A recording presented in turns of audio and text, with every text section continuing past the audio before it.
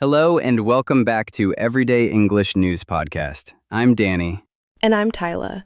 Today is Friday, May 1st, 2026, and we're here with another quick news episode to help you practice English in a simple and natural way.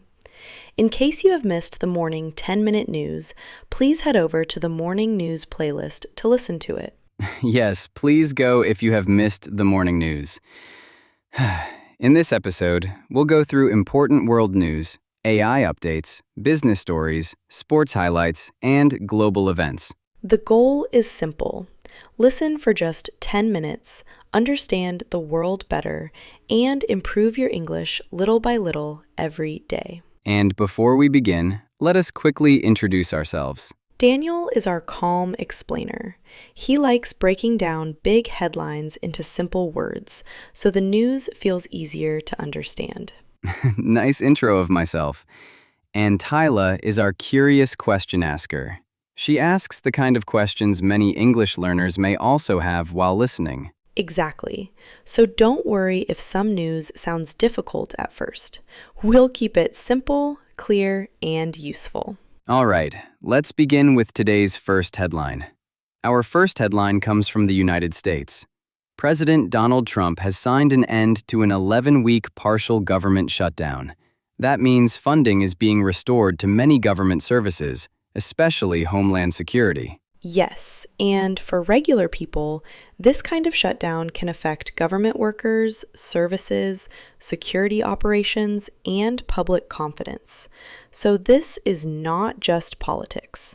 It affects daily life, jobs, and the functioning of the country.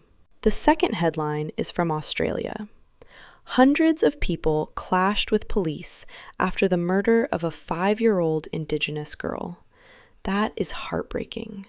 Reports say people were demanding justice and action. This story also highlights deeper social issues in Australia, especially around Indigenous communities, justice, and trust in authorities. A tragic crime can sometimes open a much larger national conversation. Our third headline is from the technology world. Apple shares rose after the company reported its strongest quarterly sales growth in over 4 years. A big reason was strong demand for the iPhone 17 Pro and the affordable MacBook Neo. But Apple also warned that rising memory chip costs could affect future business. Right. So investors are happy today, but Apple still has challenges ahead, especially with chip supply, AI competition, and future product pricing. Staying with Apple, another major update is about leadership. Reports say Apple's strong results come before an expected leadership transition, with hardware chief John Ternus set to take over as CEO in September. And Tim Cook is expected to remain as executive chairman. Yes, and that is a big moment because Apple is entering a new phase. More AI pressure, more hardware competition, and higher expectations from investors. Exactly. A CEO change at Apple is never just company news. It becomes global tech news. Our fifth headline is about artificial intelligence and defense. Reuters reported that the Pentagon has reached agreements with 7 major AI companies. The companies include SpaceX, OpenAI, Google, NVIDIA, Reflection, Microsoft, and Amazon Web Services. That shows how deeply AI is entering national security and government systems.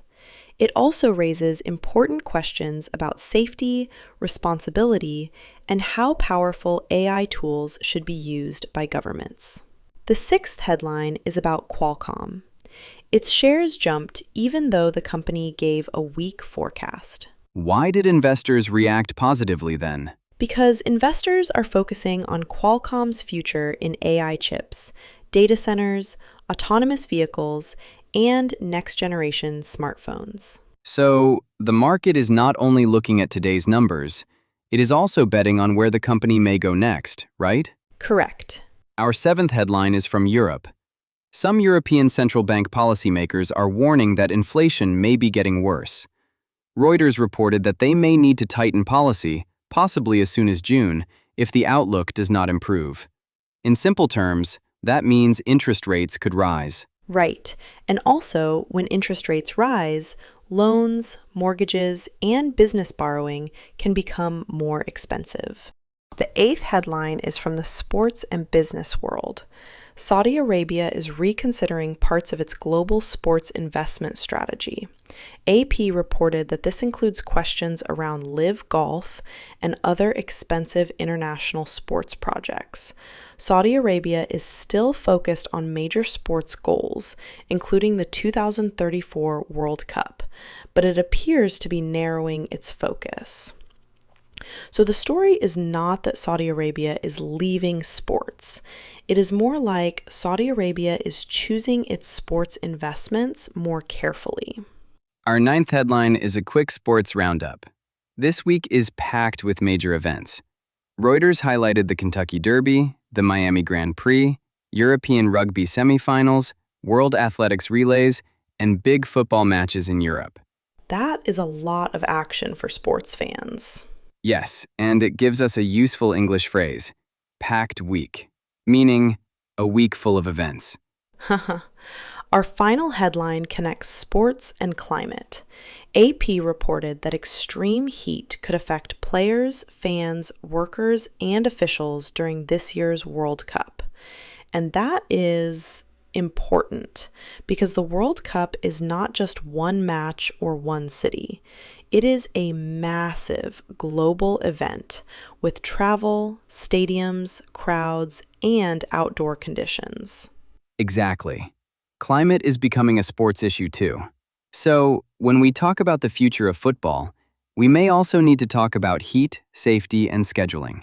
And that brings us to the end of today's episode of Everyday English News Podcast. Today, we covered important stories from around the world, from politics and AI to business, sports, climate, and global events. If you listened till here, great job.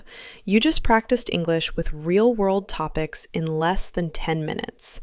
And before you go, if this episode helped you practice English in a simple way, please like the video, share it with someone who wants to improve their English, and subscribe to our channel. We post quick 10-minute podcast-style episodes every morning and evening, so you can build a daily English habit without pressure. Yes, learn English the smart way, one short episode at a time. Thank you for listening. We'll see you in the next episode. Yep, for now, keep practicing. Take care, and goodbye. Goodbye.